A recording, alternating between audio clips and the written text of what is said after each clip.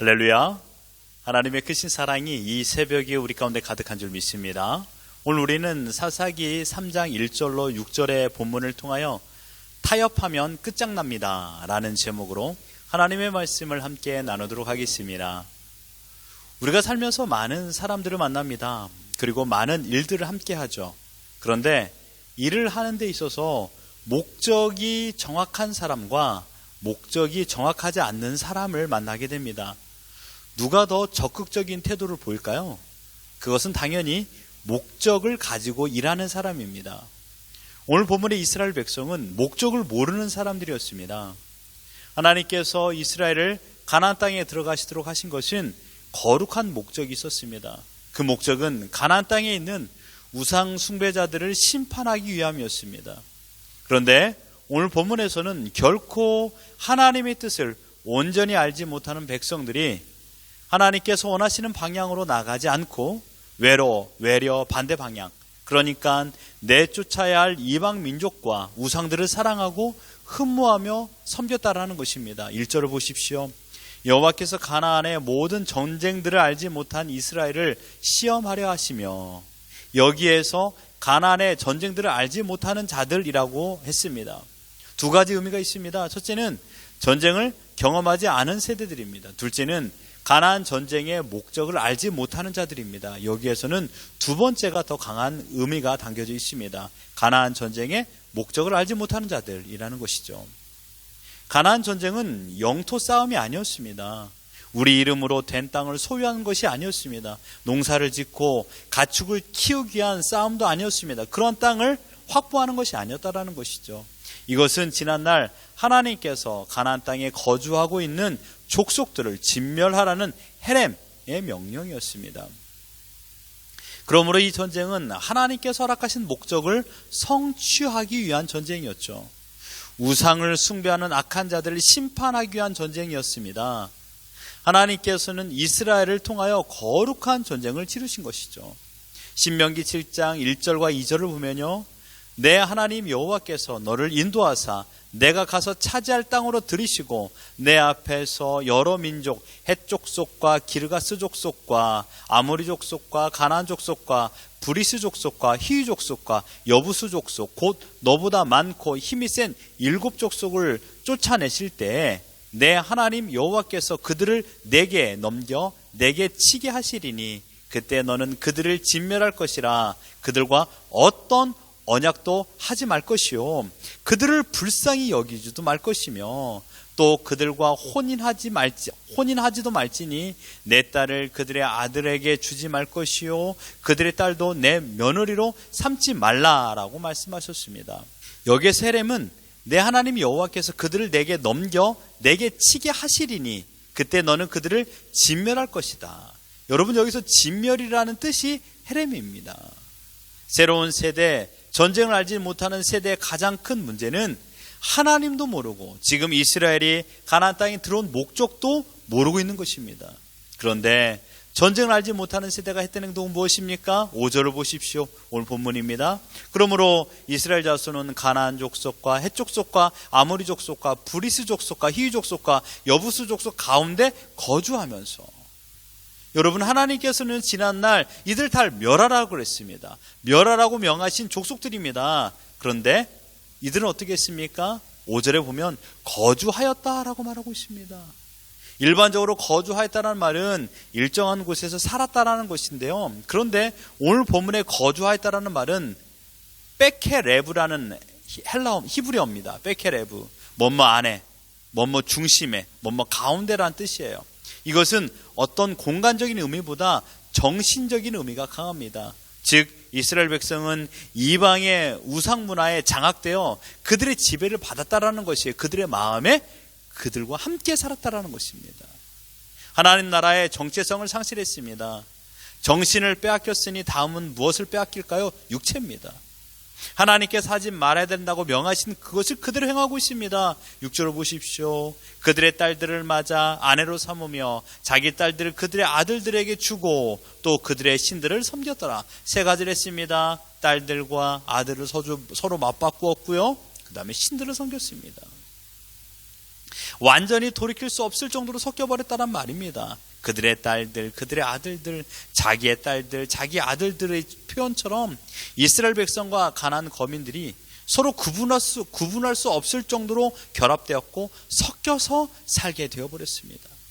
새로운 환경, 새로운 문화를 받아들이는 대신 이스라엘은 하나님께서 구별하여 선택하신 거룩한 백성이라는 정체성을 버리게 되어버렸습니다. 왜 하나님께서 가나안 거민을 모조리 죽이라고 명하신 이유를 아시겠습니까? 하나님께서 사랑이 없어서 그랬나요? 긍휼과 자비 하나님이십니다. 혹자는 이렇게 생각합니다. 함께 살면서 그들을 변화시키면 되잖아. 결혼해서 모두 다 이스라엘화 시키면 되잖아. 그렇게 처음에는 생각할 수 있겠죠. 하지만 죄의 영역은 그렇게 호락호락하지 않습니다. 내가 변화시키려고 뛰어들어 최선을 다하여 가르친다 할지라도 안 되는 것입니다. 그래서 처음부터 하나님께서는 신명기 7장 2절과 3절에서 그들과 어떤 언약도 하지 말 것이요 그들을 불쌍히 여기지도 말 것이며 그들과 혼인하지도 말지니라고 말했습니다. 왜요? 4절에 보면 그가 내 아들을 유혹하여 그가 여호와를 떠나고 다른 신들을 섬기게 하므로 여호와께서 너에게 진노하사 갑자기 너희를 멸하실 것임이니라. 하나님의 말씀대로 유혹에 넘어갔습니다. 이스라엘의 중심이 여호와를 떠났습니다. 다른 신들을 더 사랑하며 살게 되어버렸습니다. 이스라엘은 자신의 욕구와 욕망을 선택하며 하나님을 떠난 것입니다. 그리고 6절 하반절에 또 그들의 신들을 섬겼더라. 이스라엘 백성이 가나안 사람들과 결혼함으로 끝내 가나안 거민들이 섬기는 우상들을 섬기게 되어버렸습니다. 처음부터 우상을 섬긴 것은 아니었습니다. 그 시작은 타협이었습니다. 가나안 거민을 남겨두었고 그들과 타협하여 결혼을 하고 마음과 정신을 빼앗겼습니다. 이스라엘은 처음부터 하나님을 떠나지는 않았습니다. 여러분, 지금 이 시대 우리의 문제도 다를 바가 없습니다. 죄와 타협을 하는 것입니다. 죄를 향하여 이 정도는 괜찮아, 좀 더 해도 괜찮아 라고 우리의 마음을 양보하고 있습니다. 우리의 믿음에서 죄 영역으로 양보하고 있다는 것입니다. 우리도 하나님을 일순간에 떠나지 않습니다. 믿음을 일순간에 잃지는 않습니다. 타협과 양보가 계속되면서 결국은 무너지고 맙니다. 죄와 타협하고 죄를 양보하다 보면 죄가 나의 주인인 양 나를 다스리려고만 합니다. 어느새 내 마음과 내 생각은 죄 달콤함에 빼앗겨 하나님을 향하여 고개를 돌릴 수 없을 정도로 굳어져 버렸습니다. 사단은 항상 우리에게 아주 어려운 것을 처음부터 제안하지 않습니다. 아주 쉬운 것, 아주 단순한 것, 그러면서도 자극적이고 매혹적인 것을 제안합니다. 예수님께서 40일 금식했던 그 순간을 생각해 보십시오. 마태복음 4장 2절에 줄이신지라라고 했습니다. 줄이신지라라는 단어는 페이나오, 바로 배가 고프다라는 뜻입니다. 예수님께서도 다른 보통의 인간과 동일하게 육체적인 배고픔을 느끼셨다라는 것을 우리에게 말하고 있습니다. 이때를 사단은 놓치지 않았습니다. 그리고 시험합니다. 3절에 시험하는 자가 예수께 나와서 이르되 내가 만일 하나님의 아들이거든 명하여 이 돌들로 떡덩이가 되게 하라. 사단은 아주 강교합니다. 사단은 예수님께서 하나님의 아들이며 무한한 능력을 소유하고 계신 것을 알고 있었음에도 불구하고 마치 모르는 것처럼 질문하여 예수로 하여금 자신이 제안한 것을 하도록 유도하고 있습니다.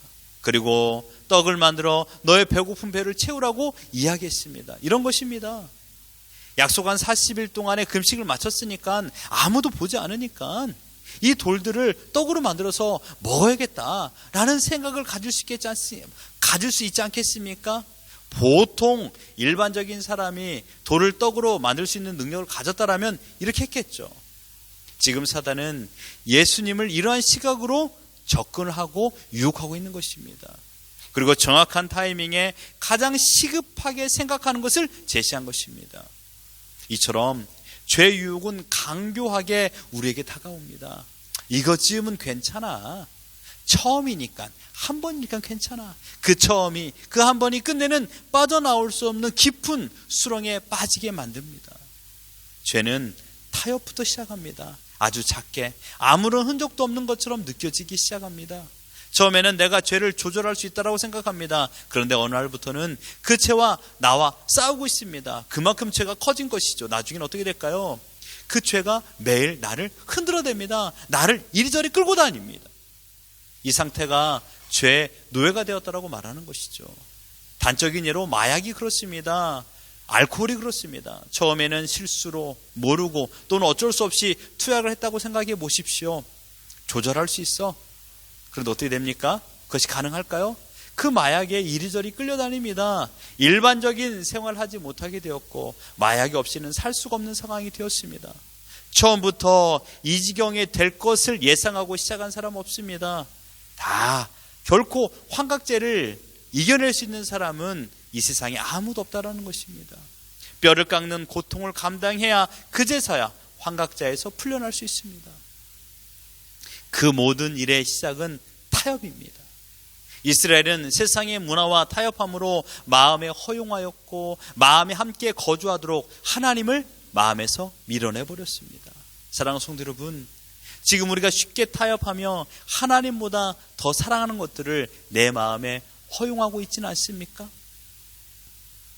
물질을, 건강을, 명예를, 내일에 대한 염려가 내 마음의 주인 노릇하고 있지는 않습니까? 어떻게 지켜온 여러분의 마음인데요. 얼마나 힘들게 결정하고 인내하면서 믿음을 지켜왔는데 순간의 기쁨과 즐거움을 위하여 타협함으로 말미암아 순수한 믿음을 잃게 되면 어찌 되겠습니까? 히브리 기자는 믿음의 사람들이 이 땅에 살아가야 될 신앙의 자세를 말합니다. 히브리서 12장 4절에 너희가 죄와 싸우되 아직 피 흘리기까지는 대항하지 아니하고 라고 했습니다. 무슨 말입니까? 믿음을 가진 사람이라면 죄와 피 흘리기까지 싸워야 한다라고 적극적인 신앙의 태도를 말하고 있습니다. 여러분, 타협하면 죽습니다. 죄는 한 번 물면 결코 놓지 않습니다. 끝까지 나를 올가매고 나의 살을 뜯어내고 나에게 고통을 주며 깊은 상처를 주게 되어 있습니다. 처음부터 어떻게 될까요? 죄를 허용하지 말아야 됩니다. 처음부터 죄와 타협하지 말아야 됩니다. 그러기 위해서는 여러분의 눈과 귀와 마음을 성령으로 지키셔야 됩니다. 인간의 방법으로는 죄를 이겨낼 수가 없습니다. 오직 성령 충만으로 성령님께서 말씀을 생각나게 해주시는 그 은혜로 이겨내야 됩니다. 그러므로 어떻게 될까요? 매일마다 죄와 싸울 수 있도록 기도하셔야 됩니다. 내 마음의 음란과 내 마음의 정욕이 불러일으켜질 때마다 어떻게 될까요? 기도해야 됩니다.